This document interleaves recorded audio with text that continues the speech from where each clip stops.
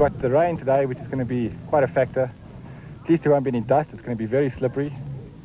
It's going to be a long day. It's not going to be this normal 6 hours for 500 kilometers. It's going to be a long day, and the man who keeps his head together will be the one who wins it at the end of the day. With Alfie and Jeremy, they don't like it taking and sitting down. They'll be up there pushing, and it's going to be a very close race. First away in the early morning light was Mark Myron, fully aware of the pressures behind him and the necessity of maintaining a clear head and a wide open throttle on the Wrecker Suzuki. Ahead of him lay some 448 kilometers of mud, sweat and gears.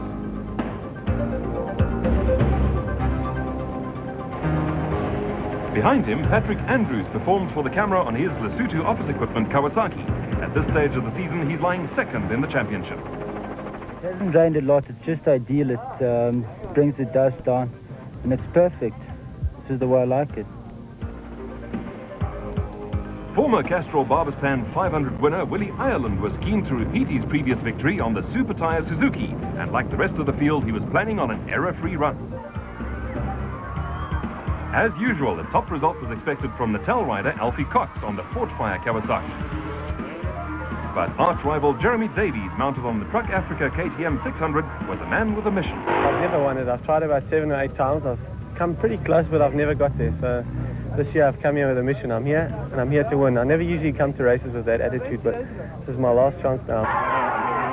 Receiving an equally good reception from the crowd was Winston Yamaha rider Richard Manning, who hails from Natal.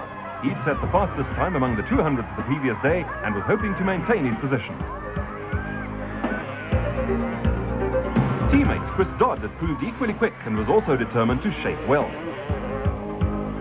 Next up was new Springbok Kevin Tibbetts on the Sun City Suzuki 250, a talented and consistent rider. Also expected to do well in the 200 class was Brian Bontekoning on the Lesotho office equipment Kawasaki, and also looking good on another Kawasaki was Team Green rider Jannie de Bruyn. Eighth was Vibro Brick Suzuki entrant Anthony Taylor, who took time off to wheelie for the crowds. A tumultuous cheer spurred on Yuri Himon on the Team Pro Honda Kawasaki. Himon has entered the race twice before, both attempts ending in accidents. Ek is bang vir die reis om eerlik te wees. Ek is bang om te ry eintlik. Ek gaan dit kalm vat en gaan nie worry om te wen of iets daar, net klaar maak. Back among the four-wheelers, Toyota pair Coetzee and Leek led for a good portion of the event, but some problems would eventually retire their Toyota Hilux. Taking the lead were Derek and Tyrone Pinoy and the borrowed Jimco tandem. Despite being a former champion and recognized as one of the finest drivers in the country, Pinoy no longer races full-time.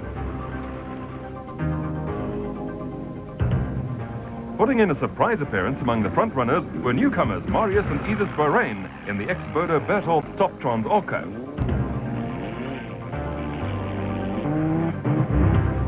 Quick and aggressive driver Roger Westermeyer shaped well in the Class 9 Eskimo Refrigeration Orco until problems forced him to retire from the race.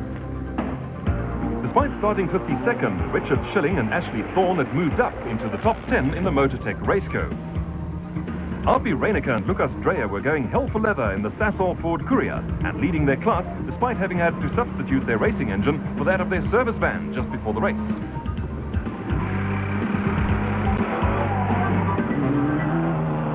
Still ruling Class 9 was Richard Obut Carolyn in the lubrication equipment Raceco. Behind him were Freiburg Cecil and Michael Fincham in the Toyota Land Cruiser lying second in Class 6.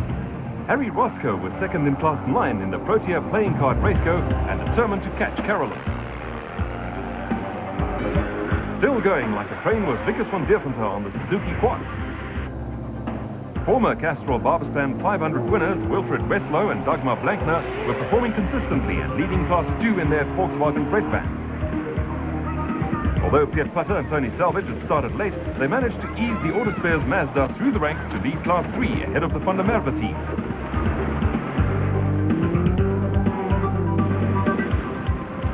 Class 3 contenders Dani and Gerlo van der Merwe in the Toyota eventually got the better of Putter and Salvage to win Class 3. 1991 winners Van Vuren and Pelser were still leading Class 5 in their Sasol Toyota Hilux, with the second-placed Class 5 vehicle a long way behind them. Reliability is the name of the game as far as SVM team Cliff Barker and Mike Redden of the SA Jeep Club are concerned. They were lying third in Class 6 and looking good.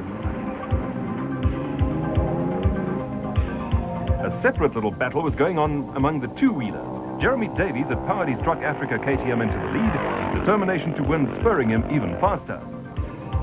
Rival Alfie Cox wasn't slouching either. Portfire Kawasaki going full tilt through the sodden countryside. There's 15 seconds separating the first 5 bikes, so it's going to be a nice tight race out there, and luckily there's no dust. This is going to be, I think it's going to be good. And determined to give Cox a run for his money was Patrick Andrews on the Lesotho Office Equipment Kawasaki, who'd left the start line second that morning. Despite a good start, Willie Ireland was to suffer power problems on the Super Tyres Suzuki after hitting a bank and bending the exhaust. No such hassles plagued Brian Bontekoe. The 200 rider was enjoying a smooth run on his Lesotho Office Equipment Kawasaki. Kevin Tibbett was having just as good a day on the Sun City Suzuki. Hi, folks. Still maintaining a flat-out pace on the Team Green Kawasaki was Yanni de Bruyne. Anthony Taylor on the Vibro Brick Suzuki maintained a good pace which would ensure him a top 10 finish. Chris Dodd, John Hodgson and Alex Vowles Jr. were involved in a tremendous dice, and all three eventually finished this grueling event.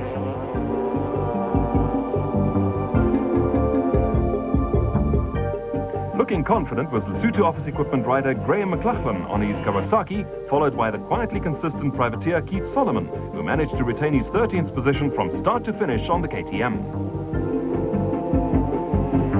Having good fun on his 200 Kawasaki was Sun City rider Saki Niemann, who used to ride a larger machine. I enjoy the ride. For the first time, I really enjoy racing. It's a nice class, and I can handle it. It's catered for me. I really enjoy this. It's an excellent bike to go on. Bad luck for Chris Dodd. Changing muddy tyres is not the best part of off-road racing. Following the demise of Toyota's Kutsia and Leek, Pinoy Senior and Junior had advanced to a healthy lead, and barring the unexpected, nothing seemed likely to stop them from crossing that finish line first. What seems like momentary misjudgment is actually calculated terrain reading on the part of Richard Schilling and Ashley Thorne, who veer right to avoid the mud. At this stage, they were hot on the Pinoy's tail. Holding a healthy class lead were Reinecker and Dreyer in the Sasol Ford Courier, and right on their tails was Class 9 leader Richard Carolan in the lubrication equipment Raceco. This was the unexpected off-road racers worry about. Running out of fuel some 10 kilometers from the end could very well have cost Derek and Tyrone Pinoy the race. Second-placed Schilling and Thorne could hardly believe their eyes when they came across the stationary and deserted vehicle. After ensuring there was nothing they could do for the stranded vehicle, they motored on. Although they would now take first place, they were aware that with the adjusted times, they might nevertheless still not be winners. All would depend on how far ahead of the rest of the field their Motortech Raceco was.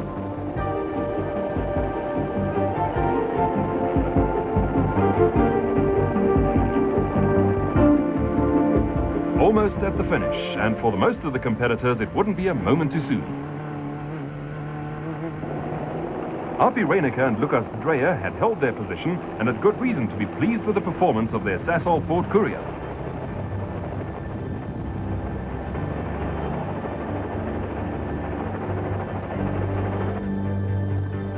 Ahead of them, the Motortech Raceco barreled along on the final stretch. Richard Schilling and Ashley Thorne had run a magnificent race. From 52nd position to first overall, despite not being actual winners, was a remarkable achievement, albeit at the cost of Pinoy's misfortune. It was also good proof indeed of how unpredictable this extraordinary sport can be.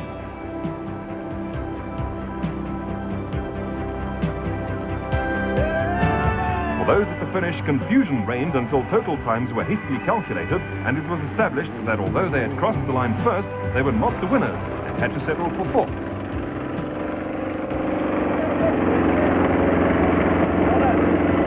Today our first 52 cars got across the line first. There's a lot of hard work in it. There's mud and water.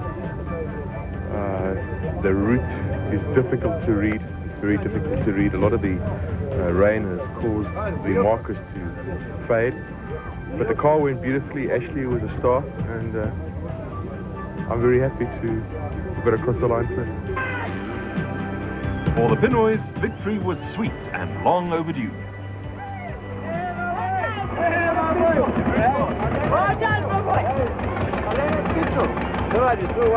We battled a bit with other route markers, with other route schedule, but we just kept going, and the car didn't miss a beat until, I don't know, about 10 k's out, we ran out of petrol, and then Richard came past us, but we had a fantastic day. The car didn't miss a beat except when we ran out of petrol. Good to be here.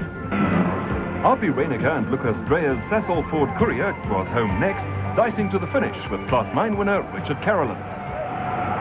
As gevolg van die nat toestand het ons bietjie gegly en ons het daar in 'n klip vasgegly en 'n papwiel gehad en ons het omtrent 10 minute gesukkel om die wiel aan en af te kry, nuwe wiel op te kry.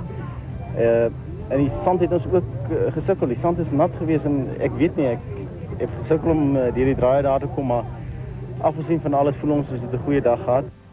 Unlike previous years, 6 out of the top 10 vehicles home were space frames.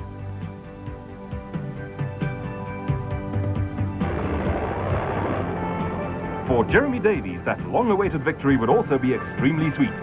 Apart from the winner's laurels previously eluding him, there was a matter of family honour to uphold. Both older brothers had won the event in the past. Now Jeremy had as well. Spectators were equally delighted to see their hero coming home first, and Davies was given a hearty welcome.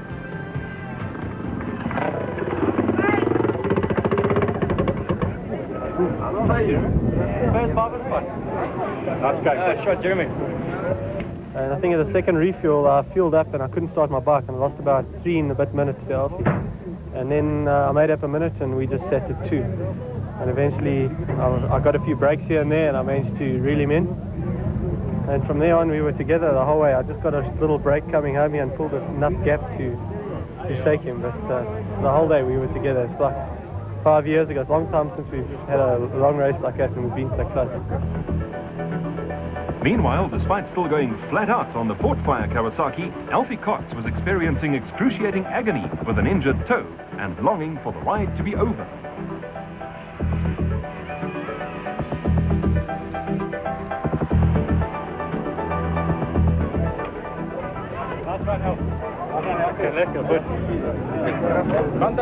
But even 20 kilometers later, I must have come around the corner, there's an old tree stump sticking out. I think I got a broken toe.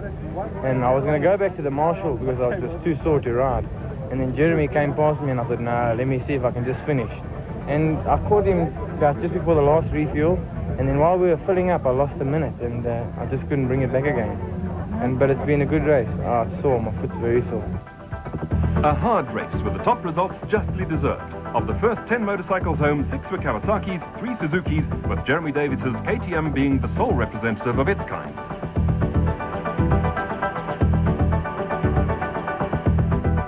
The Castrol Baberspan 500, one of South Africa's classic off-road races, once again tested man and machinery to the limit in the Western Transvaal Bushveld. Off-road racing at its best, proudly presented